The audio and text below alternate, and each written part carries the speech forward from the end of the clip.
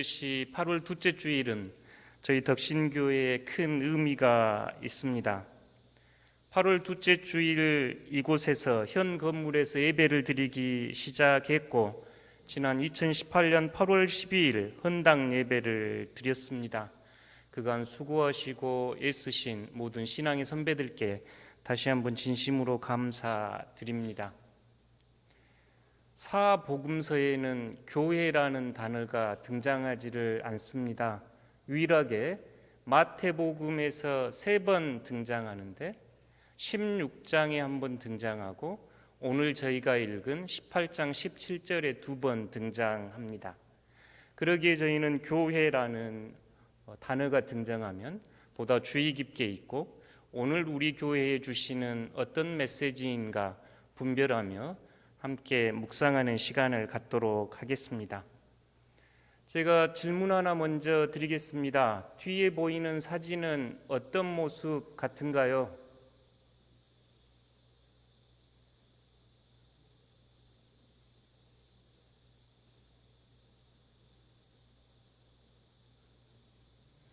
답을 맞추신 분 계시면 옆에 계신 분이 짜장면 값이라도 드리시면 좋겠습니다. 저 모습은 제가 토론토에 있을 때 다녔던 교회에 예배 드리는 모습인데 썬데이 스쿨입니다. 그 교회는 교회 학교가 없어서 물론 교회 학교가 있는 교회도 주로 장년들과 함께 예배를 드리고 담임 목사님이 아이들에게 칠드런스 설먼이라고 아이들에게 대한 설교를 5분이나 10분 하고 아이들을 교회 학교로 내려보내고 이제 작년 설교를 하는 게 보통 모습인데요. 저 교회에는 왼쪽 사진은 은퇴하신 목사님입니다. 그는 한국에서 좋은 대학에 학사, 석사를 하고 캐나다에서도 맥길이라고 하는 아주 좋은 대학에서 수학한 공학도였습니다. 그런데 신학을 하고 목사가 되신 아주 정직하고 성실하신 분이셨습니다. 저 교회 지금 왼쪽에 앉아 있는 애들은 우리 애들 둘, 우리 집에 방문한 친척 애들 둘. 오른쪽 사진은 저 왼쪽에 목사님이 은퇴를 하시고 후임으로 목사님이 오셨습니다. 저 목사님도 매우 훌륭하셨고 아버지는 소록도에서 나환자들을 섬기셨던 좋은 신앙의 가문에서 신앙훈련을 받았던 훌륭한 목사님이셨습니다. 저 때는 저희 친척 아이들의 집으로 돌아가 우리 아이들만 둘. 저 교회는 1960년대에 세워진 토론토 한인사회를 대표했던 교회입니다. 목사님도 훌륭하셨고 성도들도 매우 훌륭했습니다. 이름만 거론하면 알만한 사회적 명망가의 가족들, 일가 친척들이 많이 계셨고 구성원들도 아주 훌륭한 분들이 많이 계셨습니다. 음악을 지휘하고 반주하신 분은 줄리아드 음대 출신이었고 오랫동안 한인 합창단을 지휘하셨던 아주 탁월한 분이셨습니다. 목사님의 설교는 훌륭했고 음악은 매우 훌륭했으며 성도들은 매우 뛰어났고 헌신했지만 단 한 가지의 문제점은 주일학교가 없는 것입니다. 처음부터 저 교회가 주일학교가 없었던 것은 아닙니다. 저 교회에도 많은 아이들, 2세들이 있었지요. 그런데 2004년 교회가 큰 분란을 겪었습니다. 그리고 저 교회에는 그 교회에서 분리되어 나온 성도들이 따로 예배를 드리기 시작한 공동체입니다. 어른들은 신앙을 잘 유지했지만 그 모습을 보았던 다음 세대들, 아이들은 교회 가기를 꺼려하기 시작했습니다. 그 결과 저 교회에는 저희 아이들 둘이 교회 학생 전부였습니다. 여러분이 꿈꾸시는 교회는 어떤 교회인가요? 우리는 행복한 교회, 건강한 교회, 꿈을 꾸는 교회 소망하고 바랍니다. 여러분은 어떤 교회를 꿈꾸고 계신가요? 오늘 마태복음 18장은 교회에 주는 예수님의 교훈이기에 오늘 우리에게 생명의 말씀이 됩니다. 복음을 먼저 이해하기 위해 초대교회 상황을 좀 살펴볼 필요가 있습니다. 초대교회는 나사렛 예수를 그리스도라고 고백하는 소수의 가난하고 작은 이들이, 다양한 배경을 가진 이들이 함께 모여 교회 공동체를 이루었습니다. 작고 가난했고 다양한 배경을 지녔습니다. 교회가 시작이 될 때는 유대 공동체에서 시작이 됐고 점점 이방인들에게 복음은 확장돼 갔습니다. 이방인들에게 복음이 확장될 때도 유대 회당 시나고그는 못자리 역할을 했을 정도로 유대교와 밀접한 관계가 기독교 초기 태동의 모습이었지요. 뭔가 새롭게 변화를 추구하고 새로운 메시지를 던지는 이들에게 발목을 잡는 일은 윤리적인 문제입니다. 초대교회 공동체 안에 어떤 이가 죄를 범하는 것은 공동체를 매우 위태롭게 하는 행위였습니다. 개인의 일탈로 치부하지 않았고 새롭게 형성돼가는 교회에 대한 비난과 비판으로 이어지기 일쑤였겠지요. 지금도 저희들이 그런 모습들을 경험합니다. 교인이 어떤 잘못을 하면 그가 속해 있는 교회 공동체로 돌리며 과장하거나 왜곡하기도 하지요. 목회자들의 탈선이나 교회의 분열과 분쟁, 최근 코로나19로 대응하는 과정에서 많은 이들이 교회에 대한 반감을 갖고 있습니다. 교회 다니면서 왜 그러느냐고, 교회 사람들은 다 그러느냐고 이런 이야기를 들었지요. 오늘 성경 말씀에서 그 한 성도가, 한 교우가 어떤 죄를 지었는지는 특정되지는 않았습니다. 유대인의 관념에서 생각해 보면 십계명을 어겼을 가능성이 있고, 히랍인들의 관점에서 생각을 해보면 비윤리적이거나 옳지 않은 행위를 했을 겁니다. 그래서 예수님은 형제가 죄를 범하거든 어떻게 해야 하는지 우리에게 말씀하고 계십니다. 이 말씀은 그때나 우리 지금이나 매우 도전이 됩니다. 외인고안이 죄를 짓는 형제를 내치면 용서와 사랑의 공동체 진리가 도전을 받고, 죄를 범한 형제를 내치지 않으면 교회 공동체 자체가 위험에 빠질 가능성이 높기 때문이었지요. 이때 초대교회 교인들은 오늘 예수님의 말씀을 기억하며 따르기를 원했습니다. 15절에서 17절 말씀입니다. 함께 읽어보겠습니다. 내 형제가 죄를 범하거든 가서 너와 그 사람과만 상대하여 권고하라. 만일 들으면 내가 형제를 얻을 것이요, 만일 듣지 않거든 한두 사람을 데리고 가서 두세 증인의 입으로 말마다 확증하게 하라. 만일 그들의 말도 듣지 않거든 교회에 말하고, 교회의 말도 듣지 않거든 이방인과 세리같이 여기라. 예수님의 말씀은 비교적 간결합니다. 신명기와 레위기의 율법에 따른 처방이었고, 그걸 한 단계 넘어서서 교회 공동체가 결정의 주체로 등장합니다. 아마 개인 대 개인의 관계에서 뭔가 죄를 지었거든, 잘못을 했거든, 범죄하였거든 찾아가서 권고하라. 우리말로 권고인데요, 이 뜻의 의미는 꾸짖다, 책망하다, 훈계하다입니다. 누군가가 죄를 범하거든 찾아가서 꾸짖고 훈계하고 책망하라. 만일 그 사람이 그 책망을 받아들이면 얻을 것이고, 그렇지 않으면 이제 두 번째 단계, 한두 사람을 더 데리고 가서 신명기에 나와 있는 증인법입니다. 그 사람을 다시 권고하라. 그 사람이 들으면 얻을 것이고, 듣지 않으면 이 두세 사람의 증언으로 확증하라. 그 사람이 잘못을 이제 컨펌하라 이런 거죠.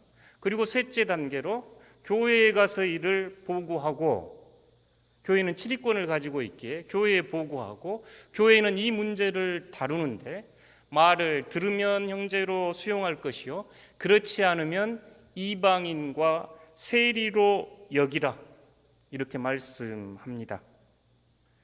이 말씀을 그대로 현재 우리 교회에, 한국 교회에 적용을 한번 해 보겠습니다.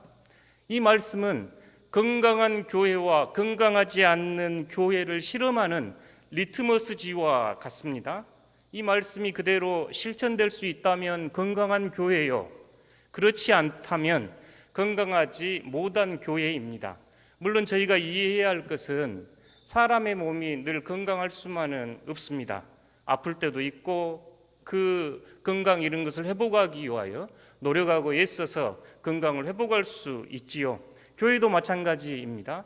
교회가 힘든 시절도 있고 그 시절 이겨내서 더욱더 아름다운 교회가 될 수도 있습니다. 오늘 복음을 이해하기 위해서 건강한 교회와 그렇지 못한 교회 두 개로 놓고 한번 생각해 보겠습니다. 먼저 1단계입니다. 건강한 교회입니다.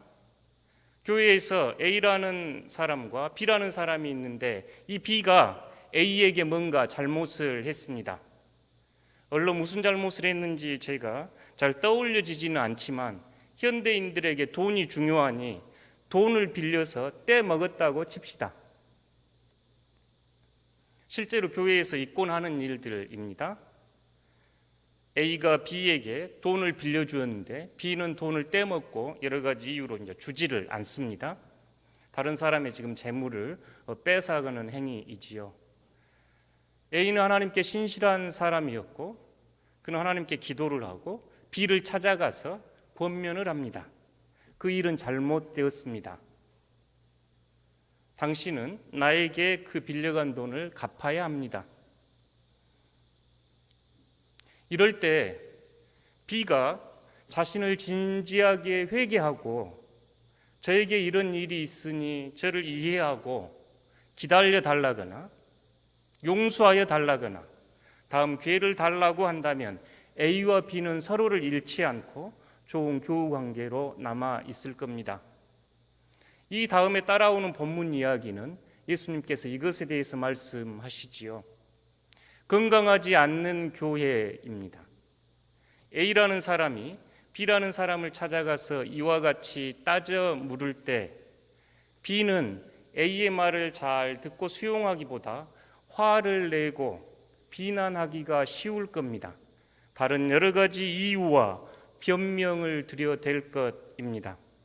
현대 사람들은 좋은 일로도 조언이나 충고를 매우 불쾌하게 여깁니다. 각별한 사이가 아니면, 상대를 신뢰하지 않으면 충고는 삼가하는 것이 현대 사회에서는 지혜롭습니다. 관계가 틀어지기 딱 좋은 방식입니다. 뭔가 잘못했다고 꾸짖고 나무라고 고치면 꼰대 취급받고 대화가 되지 않는 사람, 오히려 역정을 내며 화를 당하기 일쑤입니다. 건강하지 못한 공동체에서 직접 찾아가서 너가 잘못했다고 꾸짖는 것은 매우 위험한 일입니다. 다시 안 보려고 생각하면 가능한 일이지요. 이제 두 번째 단계입니다. 두 번째 단계는 한두 사람이 이제 더 가서 이 문제를 해결하기 위한 방식입니다. 건강한 공동체는 B라는 사람이 회개를 하지 않자 신실하고 기도한 이들과 함께 이 문제를 기도할 겁니다. 그리고 찾아가서 B를 진심으로 돌이키도록 권면하고 꾸짖을 겁니다. B가 이 말을 들으면 이 교회는 건강한 공동체입니다. 그래도 듣지 않을 수는 있습니다. 건강하지 못한 공동체입니다. A는 자기 편을 들어줄 사람 한두 사람에게 B의 죄에 대해서 이야기하기 시작합니다. 그가 어떤 잘못을 했는지, 어떤 문제가 있는지 안 좋은 소문이 나기 시작합니다. 그리고 B에게 갑니다. B는 가만 있습니까? 자신의 사정을 대변하고 옹호할 이들을 찾아 A를 오히려 비난합니다. 이제 A와 B의 편싸움이 시작됩니다. 자신을 변호하거나 변명할 때 많은 이들이 쉽게 택하는 방식이지요. 누구에게 물어봤더니 다른 사람도 그렇게 그 사람을 생각하더라. 나만 그렇게 생각하는 게 아니고 너가 나쁜 사람이다. 실제로 나쁜 소문은 좋은 소문보다 4배나 빠르게 퍼지고 널리 퍼진다고 합니다. 불안한 사람일수록 소문을 많이 듣고 더 많이 전파하는 경향이 있습니다. 세상을 왜곡하는 현상이지요. 저희가 가짜 뉴스로 심각하게 경험을 하고 있습니다. 어느 순간 가해자는 피해자로 둔갑해 있고 피해자는 가해자가 되어 있습니다. 이 두 번째 방식은 이제 교회가 편싸움을 합니다. 부정적인 소문은 끊임없이 재생산되고 선입견과 편견의 두 마리 개는 으르렁거리며 공동체가 더 큰 위험에 빠지게 됩니다. 세 번째 단계입니다. 이제 이 문제를 교회에 가져갑니다. 교회는 권징이라고 하는 치리의 절차를 밟습니다. 종교개혁 이후에 건강한 교회의 3가지 표지는 첫 번째, 바른 말씀이 선포되고 두 번째, 바른 성례가 집행되며 세 번째, 권징이 바르게 치리되는 교회입니다. 이것은 종교개혁 전통이 가지고 있는 건강한 교회의 표지입니다. 건강한 공동체라면 B에게 어떤 문제가 있음을 알고 권징과 치리를 했을 때 B는 그 문제를 받아들이고 회개할 겁니다. 실제 그런 교회들이 많이 있습니다. 반면에 건강하지 못한 공동체를 생각해 봅시다. 목회자들의 비윤리적인 문제를 교회가 노회에 보고하면 노회는 처리하지 않고 덮어두기 일수입니다. 교회 안에서 문제가 생겨 치리한다고 생각해 봅시다. 그러면 그는 자신의 죄를 돌이키고 회개합니까? 많은 경우 기분 나빠하고 교회를 부정적으로 말하고 교회의 권위에 도전하거나 다른 교회로 떠나가 버립니다. 그러면 다른 교회는 새 신자가 왔다고 좋아하며 주의 이름으로 환영을 합니다. 그러니 교회가 죄를 범한 교인을 치리하는 게 쉬운 일인가요? 건강하지 못한 교회입니다. 그러면 여러분, 우리는 어떻게 해야 합니까? 우리 교회는 건강한 교회인가요? 건강하지 못한 교회인가요? 교우가 죄를 범하여 충고하면 관계는 끊어지고 한두 사람이 가서 이야기를 하면 자기 편을 만들고 교회는 치리권을 행사하지 못한다면 우리는 이 복음을 어떻게 읽어야 합니까? 저의 제안은 이 복음을 성경책에서 지워버리는 방식이 있습니다. 우리가 지킬 수 없으니 이 말씀은 없는 것으로 치고 살아갑시다. 말씀을 지키려고 하면 할수록 교회가 분쟁과 분란을 키우는 것이니 이 말씀은 아예 없는 것으로 무시하고 신앙생활을 하면 어떨까요?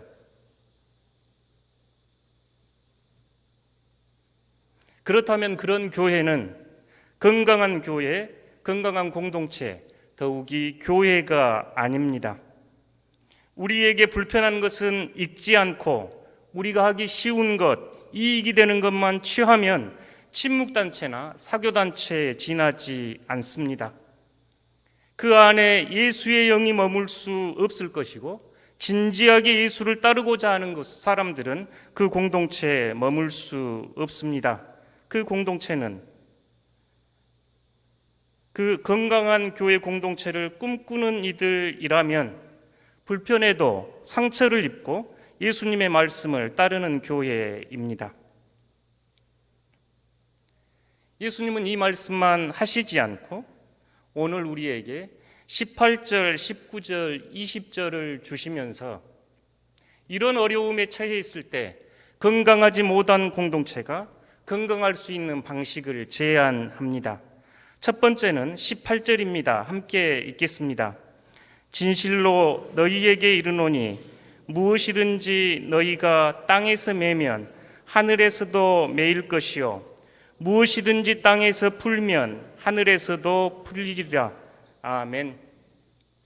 이 말씀은 주의하기가 쉽지 않습니다.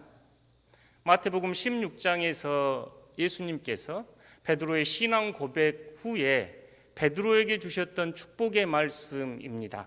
베드로에게 하늘나라 열쇠를 주시면서 무슨 일이든지 땅에서 매면 하늘에서도 매이고, 매인단 말은 묶인다 그런 뜻입니다. 땅에서 풀리면 하늘에서도 풀릴 것이다 하는 말씀인데요. 이 말씀을 가만 묵상해 보면 저희의 교회를 하나님께서 얼마나 소중하게 여기시고 사랑하는지 헤아려지는 말씀입니다. 마치 부모와 자식의 관계처럼 말입니다. 자식이 아프면 부모가 아픕니다. 자식이 슬퍼하고 힘들어하면 부모가 슬퍼하고 힘들어합니다. 자식이 기뻐하고 좋은 일을 이루면 부모가 기뻐하고 좋은 일을 함께 기뻐하지요. 교회가 힘들어하고 신음하면 하나님은 힘들어하고 신음합니다. 교회가 기뻐하고 소망을 품으면 하나님은 기뻐하고 하나님은 소망을 품습니다. 하나님의 큰 사랑이, 하나님의 교회에 대한 큰 사랑이 이 구절 안에서 느껴지는 본문입니다. 교회 공동체가 어떤 문제를 경험하게 됩니까? 그때 가장 먼저 하나님의 뜻을 물어야 합니다. 하나님의 마음을 품어야 합니다. 하나님께서 사랑하는 교회, 하나님의 소망이 되는 교회, 하나님의 기쁨이 되는 교회가 되도록 저희들이 응답해야 합니다. 하나님의 뜻이 옳다 분별되면 아픔과 고통을 감수하고라도 행할 수 있어야 합니다. 두 번째는 19절, 20절입니다. 함께 읽겠습니다. 진실로 다시 너희에게 이르노니 너희 중에 두 사람이 땅에서 합심하여 무엇이든지 구하면 하늘에 계신 내 아버지께서 그들을 위하여 이루게 하시리라.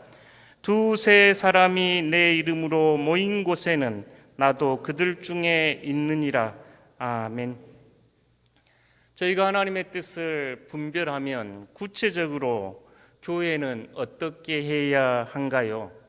오늘 예수님은 19절, 20절 말씀을 통해 먼저 합심하여 기도하는 공동체가 되어야 합니다라고 초대합니다.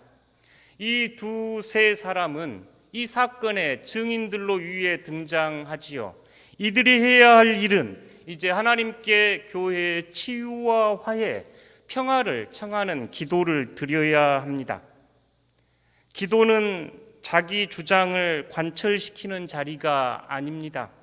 기도는 자기를 설득하는 자리도 아닙니다.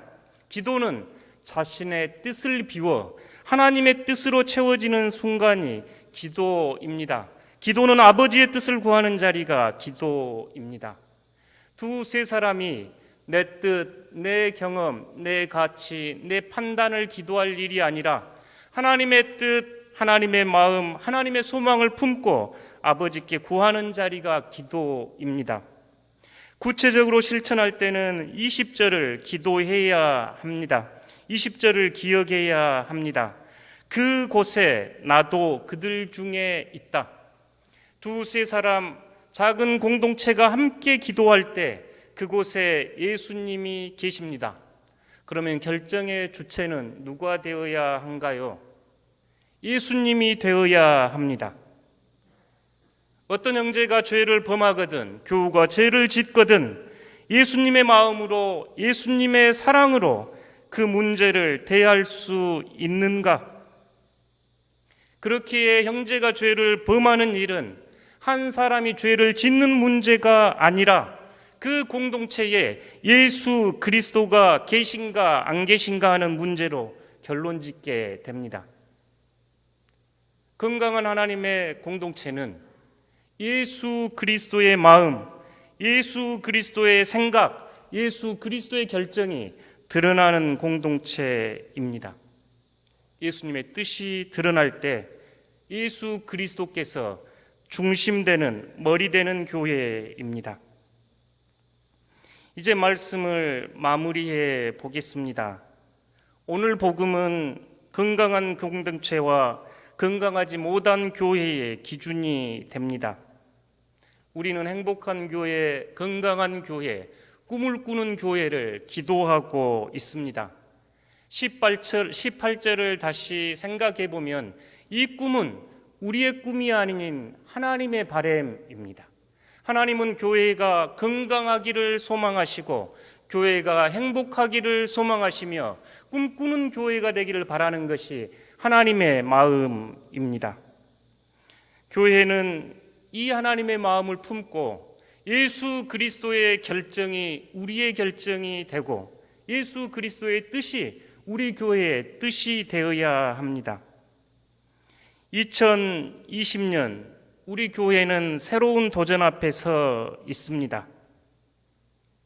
저희 교회 학교 아이들 모습입니다.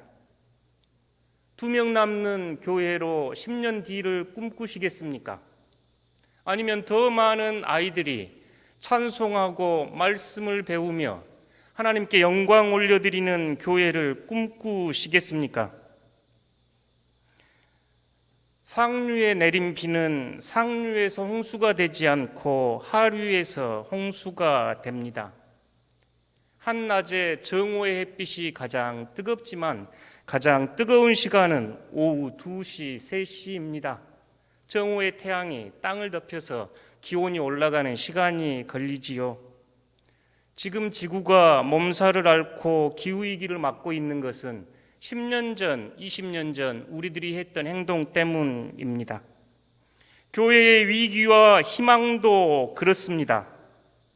아이들 2-3 낳는 교회로 남겠습니까? 아니면 아이들이 뛰어놀고 말씀을 읽으며 찬양하는 교회를 꿈꾸십니까? 저희는 이제 2021년 창립 40주년을 기다리고 있습니다. 사랑하는 성도 여러분, 행복한 교회, 건강한 교회, 꿈을 꾸는 교회는 우리의 기도 제목이 아닌 하나님의 기쁨이며 하나님의 소망입니다.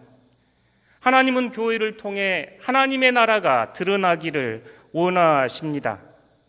덕신교회가 하나님의 꿈이 드러나는 교회, 예수님의 결정이 우리의 결정이 되는 교회가 되기를 꿈꿔봅니다. 그럴 때 다음 세대 교회 학교는 지금보다 더 부흥하고 교회는 성숙하며 성장할 것입니다. 우리가 복음에 순종할 때 교회의 머리 되신 예수께서 이 교회를 친히 이끌어 가실 것입니다. 사랑하는 성도 여러분, 다음 세대를 위하여 건강한 공동체가 되도록 헌신하고 노력합시다. 하나님의 기쁨이 되는 교회가 되는 꿈을 꿉시다. 그 꿈이 우리의 행동을 변화시킬 것입니다. 하나님은 꿈꾸는 여러분을 축복하시며 예수 그리스도는 여러분의 꿈을 행동으로 바꿔갈 때 동행하시며 성령께서는 꿈꾸는 이들에게 용기와 지혜와 위로를 주실 것입니다. 함께 기도하겠습니다.